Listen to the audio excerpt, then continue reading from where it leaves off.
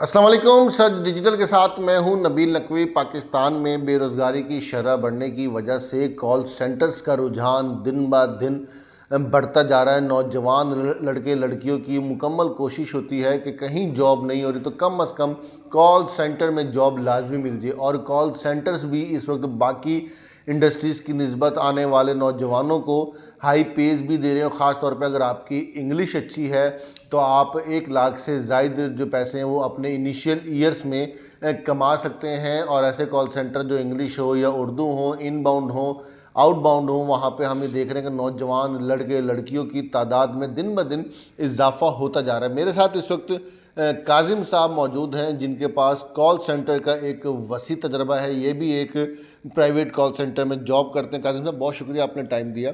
रोज़ाना की बुनियाद पर कॉल सेंटर्स में रश बढ़ रहा है लड़के लड़कियों का, क्या कहेंगे? इसकी असल वजह आप बतौर कॉल सेंटर एम्प्लॉय क्या समझते हैं? असल में इसकी जो बुनियादी वजह है ये है कि जो कॉल सेंटर इंडस्ट्री है वो आपको मार्केट स्टैंडर्ड से अच्छा पे करती है, जिसकी वजह से जो लोग हैं, जो स्टूडेंट्स हैं, जो यंग यंग तबका है वो इसकी तरफ अट्रैक्ट होता है।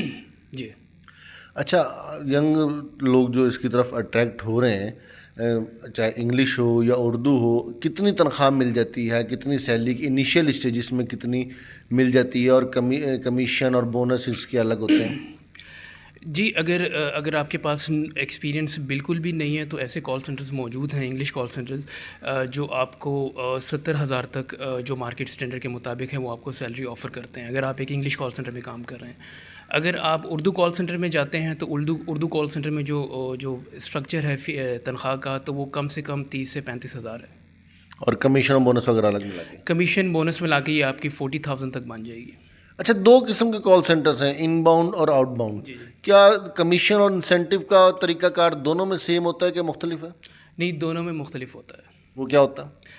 अगर इनबाउंड बेसिकली वो कॉल सेंटर्स होते हैं जहाँ पर आपको कॉल आ रही होती है, मसलन जो कस्टमर सर्विस की बेसिकली, मिसाल के तौर पर अगर आप एक कंपनी में काम करते हैं और वो कोई सर्विसेज प्रोवाइड कर रहे हैं या कोई प्रोडक्ट उनकी ऑलरेडी मार्केट में है और उनके जो कस्टमर्स ऑलरेडी मार्केट में हैं तो वो आपको कॉल करेंगे। मिसाल के तौर पर अगर आप एक ऐसे सॉफ्टवेयर बनाते हैं या कोई ऐसी चीज़ें हैं जो आपके जो कस्टमर्स मोबाइल नेटवर्क्स वगैरह, जी, हाँ। जी, वो यूज़ करते हैं तो वो आपको कॉल करेंगे। यानी आपको बुनियादी जैसे ज़ोंग की आपको जी, कॉल जी। आती है, मसलन आप जी। ज़ोंग के दफ़्तर कॉल करते हैं, उनके हुँ, कस्टमर सर्विस कॉल करते हैं। हुँ। आपको कोई भी इश्यू होता है तो वो आपको रिज़ॉल्व करके ऐसा देते ही है। हैं। जी, ये इनबाउंड कॉल होता है। हुँ। तो इसमें भी जो कमीशन बेसिकली जो होती हैं वो आपकी बेस करती है केपीआईज़ पे, जिसमें आपकी जो अटेंडेंस है उसकी अटेंडेंस होती है। इसके अलावा आपकी कॉल क्वालिटी होती है।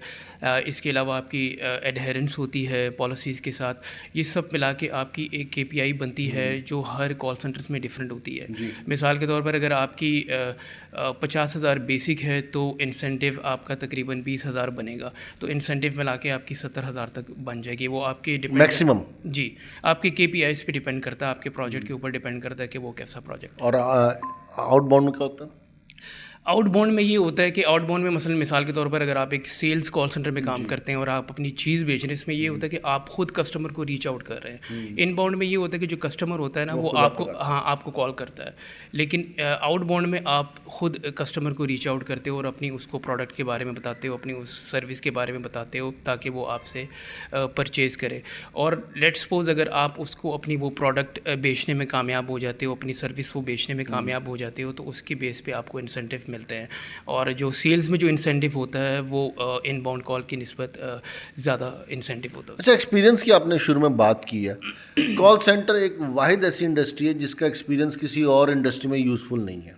आपकी सीवी पे अगर सिर्फ कॉल सेंटर का तजुर्बा है तो बाहर किसी भी इंडस्ट्री में जाएंगे वो यूज़लेस हो जाता है। इस इंडस्ट्री में बताएं कि क्या इसमें प्रमोशंस, तनख्वाहों में इजाफा उस हिसाब से मिलता है जैसे बाकी इंडस्ट्रीज में मिलता है? क्योंकि यहाँ पे तो आप मैट्रिक करके भी या इंटर करके भी आ रहे हैं तो 20-25 हज़ार रुपये आपको बआसानी मिल जाएगा। क्या डिग्री भी देखी जाती है या सिर्फ एक्सपीरियंस लेवल पे, एक्सपीरियंस को देखकर ही आपका प्रमोशन कर दिया जाता है? जी बिल्कुल, कॉल सेंटर्स में जो रिक्रूटमेंट की जो बुनियादी क्राइटेरिया है वो सबसे पहले तो ये है कि आपने इंटर किया वो, जी। इंटर हो, मतलब ए लेवल हो, ओ लेवल्स हो किया हुआ आपने, या एफएससी किया हुआ। अगर आपने ये किया हुआ तो आपको इजीली यानी कॉल सेंटर में जॉब मिल जाती है। जबकि बाज़ कॉल सेंटर्स ऐसे हैं जहाँ पर वो बीए लाजमी कहते हैं, ग्रेजुएशन आपने लाजमी की हो, तो तब जाके आपको वो क्या कहते हैं, हायर करते हैं। आपने दूसरी बात क्या की?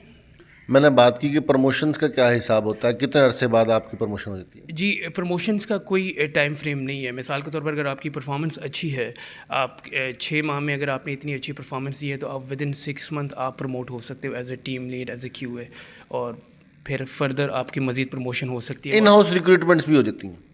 जी, बिल्कुल, इन हाउस रिक्रूटमेंट भी होती है। मिसाल के तौर पर अगर एक बंदा किसी प्रोजेक्ट में काम कर रहा है और वो एक दूसरा प्रोजेक्ट आ जाता है, वहाँ पे अगर सैलरी अच्छी है, तो सबसे पहले वो मौका इन ब जो जो इंटरनल एम्प्लॉइज़ हैं वो उनको देते हैं, इससे पहले कि वो किसी बाहर वाले को हायर करें। तो सबसे पहले जो अंदर जो एम्प्लॉइज़ काम कर रहे होते हैं, उनको वो मौका देते हैं उस प्रोजेक्ट में काम करने का। अगर वो उसमें सेलेक्ट हो जाते हैं, तो वो अपने अंदर से ही उनकी हायरिंग करते हैं। लेकिन ये नहीं होता कि वो सारे के सारे ही हायर करते हैं। जो चंद एक लोग होते हैं, जो कैपेबल होते हैं, वो हायर कर लेते हैं, बाकी वो रिक्रूटमेंट बाहर से करते हैं। अच्छा काज़िम भाई, आप कॉल सेंटर में भी हो, थोड़ा-सा आपका मीडिया का भी तजुर्बा है। इस वक़्त डिजिटल मीडिया का ज़माना चल रहा है। नौजवानों के लिए 2 चांस इस वक़्त, जैसे हम कॉल सेंटर की बात करें, और या ये इसको कॉल सेंटर में हम सेकंड पे कर लें, फर्स्ट को हम ले जाएँ डिजिटल काम करने के लिए, मीडिया के लिए। तो वो लोग जो कहीं कुछ नहीं कर सकते, या तो वो डिजिटल मीडिया की तरफ आ रहे हैं, या जो डिजिटल मीडिया भी नहीं कर सकते, वो कॉल सेंटर्स की तरफ आ रहे हैं। आप क्या नए आने वालों को, क्योंकि आप 3-4 साल से कॉल सेंटर में भी हो, मीडिया में भी आपका अच्छा खासा काम है, तजुर्बा है, तो नए आने वालों को क्या मैसेज देना चाहोगे? वेल, अगर आपने कॉल सेंटर इंडस्ट्री में आना है, तो ये इंडस्ट्री कोई इतनी बुरी इंडस्ट्री नहीं है।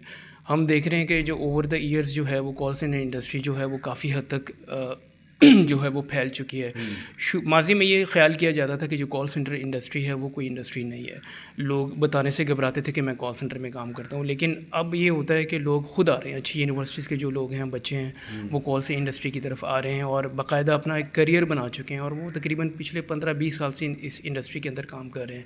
और अब लोगों को जो अट्रैक्शन है इस इंडस्ट्री की तरफ इस हद तक बढ़ गई है कि कॉल सेंटर्स ने भी जो अपनी रिक्रूटमेंट क्राइटेरिया है ना, वो काफ़ी सख्त कर दिए हैं। पहले ये होता था कि अगर आपकी इंग्लिश थोड़ी बहुत यानी सही है, टूटी-फूटी है, तो आपको एक इंटरव्यू की बेस पे आप वो सिलेक्ट करते थे। लेकिन अब ये होता है कि रिक्रूटमेंट के लिए कम से कम आपके 3 या 4 इंटरव्यू मस्ट हैं एक अच्छे कॉल सेंटर्स में, जहाँ पर 1 लाख से ज़्यादा आपको सैलरी ऑफ़र कर रहे हैं। तो जिसने आना है वो बेशक आए, अच्छी इंडस्ट्री है, इसमें ग्रोथ के चांसेस भी हैं। लेकिन ये है कि कॉल सेंटर इंडस्ट्रीज़ में भी कैटेगरीज़ हैं। आप ऐसा ना हो कि किसी स्कैम वाले कॉल सेंटर की हुँ। जानिब चले जाएँ और वहाँ फिर ये है कि वो फिर सही नहीं होते वो कॉल सेंटर्स, हुँ। जहाँ पे ये स्कैम होते हैं। आप किसी रिप्यूटेबल कॉल सेंटर इंडस्ट्री में आए। जब आप कॉल सेंटर इंडस्ट्री में आएँगे, तो आपको पता लगेगा कि कौन सी कंपनी अच्छी है, किस कंपनी में आप जा सकते हैं और वहाँ ग्रोथ के चांसेस ज़्यादा है। अच्छा, ये आपने बात की स्कैम की। इतने इश्तहार, इतने एड्स सोशल मीडिया पे भी, अखबार पे भी, बल्कि अब तो लाहौर की पुलों पे भी जो पिलर्स हैं, उनके उनके भी हमें देखते हैं कि कॉल सेंटर में जॉब करें और हज़ारों कमाएं। ये इसका कैसे अंदाज़ा हो एक नए यूनिवर्सिटी से निकलने वाले बच्चे या बच्ची को, कि ये स्कैम नहीं है, ये ओरिजिनल है, धोखा नहीं है, ये आपकी तनख्वाह नहीं मारेंगे? वेल, असल में ये है कि ना कि मुल्क के अंदर बेरोज़गारी इस हद तक बढ़ गई है कि जो लोग हैं ना, वो शुरू में ये आइडेंटिफाई नहीं कर पाते कि भई मुझे इसमें जाना चाहिए या नहीं जाना चाहिए। हुँ।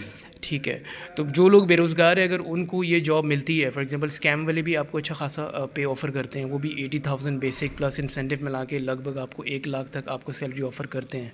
जब आप उनको 1 लाख सैलरी ऑफ़र करेंगे और आपको इंटरव्यू के दौरान आप उनसे वादे करेंगे, ये पर्क्स हैं, ये बेनिफिट्स हैं, तो ऑब्वियसली वो अट्रैक्ट होगा। इनिशियली वो इन चीज़ों को नज़रअंदाज कर देगा, स्कैम है या नहीं है, क्योंकि जब एक बेरोज़गार बंदा होता है वो इन चीज़ों को नहीं देखता। हुँ। जब आप इंडस्ट्री में होते हो, अक्सर ये होता है कि वो काम आपसे लेते हैं, जब तनख्वाह देने की बारी आती है तो वो अपना सेटअप वहाँ से उठा लेते हैं, और ऑफ़िस, जी, वहाँ पे ऑफ़िस का कोई वजूद ही नहीं होता, नेक्स्ट डे आप जाते हैं। और बहुत दफ़ा ऐसे हो चुका है लोगों के साथ कि उनसे महीना-महीना, 2-2 महीने काम कराने के बाद जब तनख्वाह देने की बारी आती है, तो वो जो सेटअप है वो गायब हो जाते हैं। बाद में पता लगता है कि यार वो एक स्कैम का कॉल सेंटर था।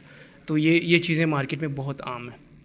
हाँ जी, बिल्कुल, गुफ्तगू सुनी आपने, और बेशक इसमें कोई दो राय नहीं है कि कॉल सेंटर्स ने पिछले कम से कम 5 से 6 साल में अपने आप को मनवाया है, और कॉल सेंटर भी अब एक इटसेल्फ इंडस्ट्री बनता जा रहा है, और एक ऐसी इंडस्ट्री बना है जहाँ पे नए आने वालों को दूसरी इंडस्ट्रीज़ की निस्बत तनख्वाहें भी ज़्यादा मिलती हैं, और यहाँ पे प्रमोशन के चांसेस भी ज़्यादा होते हैं। तो नए आने वाले यही कोशिश करते हैं कि अगर उनको अपनी रेलेवेंट इंडस्ट्री में कहीं जॉब नहीं मिल रही, तो कॉल सेंटर में जॉब करें, ताकि बेरोज़गार घर ना बैठ सकें।